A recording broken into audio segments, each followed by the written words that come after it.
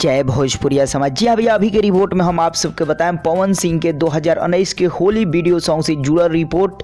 लेकिन भैया उससे पहले कहें कि भोजपुरिया समाज चैनल के आप सब सब्सक्राइब कर दी और घंटी पर जरूर दबा दी।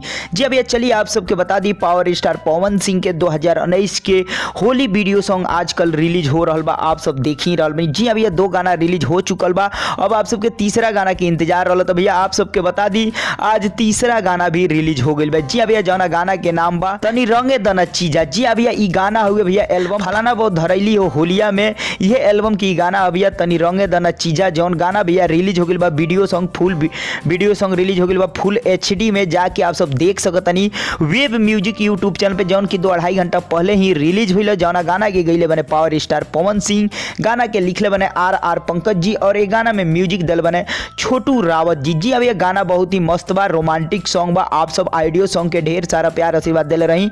और भैया वीडियो सॉन्ग भी आ गई बटे। आप सब अगर देखल चाहते हैं जाके यूट्यूब पर देख सकतनी तनी रंगे दना चीजा। जी हाँ भैया, फुल HD फुल वीडियो सॉन्ग आ गई बा होली के 2019 के पवन सिंह के ई तीसरा होली वीडियो सॉन्ग है जौन की रिलीज हो गई बा।